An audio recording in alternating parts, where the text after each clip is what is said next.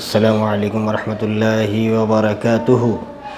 الحمد للہ رب العالمین والصلاة والسلام علی اشرف الانبیاء والمرسلین محمد بن عبد اللہ الامین وعلی آلہ وصحبہ اجمعین ومن تبعہم باحسان الی یوم الدین۔ آج کا جو ٹاپک ہے جشن عید میلاد النبی، اس کے تعلق سے کچھ باتیں کرنی ہے۔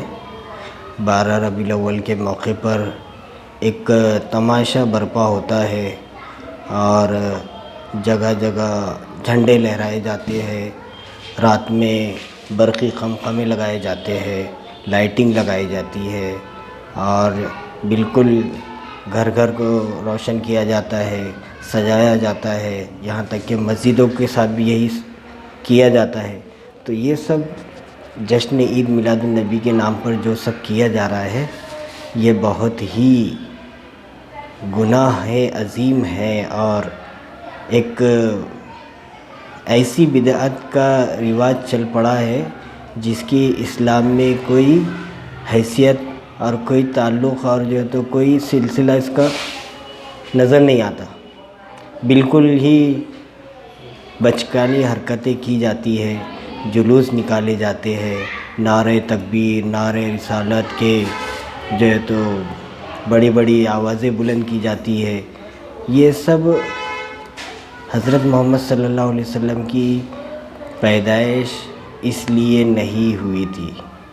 آپ کی پیدائش تو رحمت عالم بن کر آئی تھی۔ آپ کا آنا اتنا مبارک ہوا کہ یہ دنیا جو ہے جہالت سے نکل کر ایک روشنی کی طرف آئی، اندھیرے سے نکل کر ایک روشنی کی طرف آئی، جہالت سے نکل کر ایک واقفیت کی طرف آئی۔ جو علم حاصل ہوا، جو برکت حاصل ہوئی، جو اللہ کی طرف سے قرآن ملا اور ایک احادیث کا ایک بڑا خزانہ ہم کو ملا، یہ سب اس لیے نہیں، اس لیے جو تو حضور کی پیدائش پر آپ لوگ سب یہ کر رہے ہیں۔ بہت ہی بری بات ہے، گناہ کی بات ہے۔ اللہ ہم سب کی اس سے حفاظت فرمائے۔ اور سوشل میڈیا پر بھی جو ہے یہ سب باتیں بتائی جا رہی ہے کہ ادھر یہ ہوا، ادھر وہ ہوا، ایسا جلسہ نکلا اور ایسے حضور کے نام پر کھانا کھلایا گیا اور ایسے حضور کے نام پر جھنڈے لہرائے گئے، چوراہوں پر بڑے بڑے ڈی جے لگائے جا رہے ہیں، اس میں نبی کے نام کی بیعت بھی کی جا رہی ہے۔ ڈی جے میں نعتیں پڑھنے سے کیا ہم پکے حضور کے چاہنے والے ہو جائیں گے؟ کیا یہی سب حضور نے کہا تھا کہ تم ڈی جے میں نعت بجائیں گے تو ہی میرے پکے تابعدار بنیں گے؟ نہیں، بلکہ ہم تو اسی وقت حضور کے سچے چاہنے والے بنیں گے جب حضور کی ایک ایک بات پر عمل کرنے والے بنیں گے، ان کی ایک ایک سنت پر عمل پیرا ہونے والے بنیں گے۔ یہ سب خرافات کر کے ہم حضور کو حاصل نہیں کر سکتے، نہ ہی ان کی جو تو کوئی محبت حاصل کر سکتے۔ قرآن میں اللہ کا بھی یہی حکم ہے، حضور کا بھی یہی حکم ہے، بلکہ پیدائش کا جشن منانا یہ تو ایک عیسائی روایت ہے، عیسائی رواج ہے۔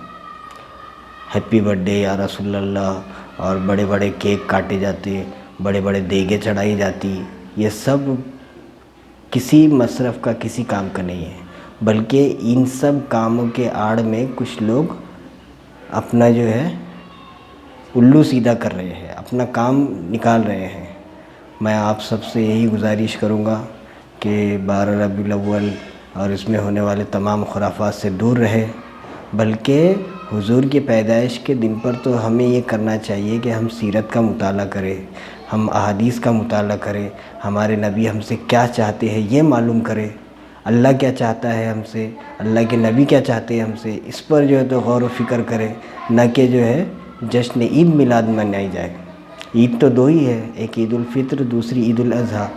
یہ تیسری عید جو ہے کچھ خرافاتی لوگوں کی ایجاد کردہ ہے اور اس پہ دلیلیں دی جاتی کہ وَرَفَعْنَا لَكَ ذِكْرَكَ فَأَمَّا بِنِعْمَتِكَ فَحَدِّثْ، کہ نبی کی پیدائش ہوئی تو اس کی خوشی مناؤ، جشن مناؤ۔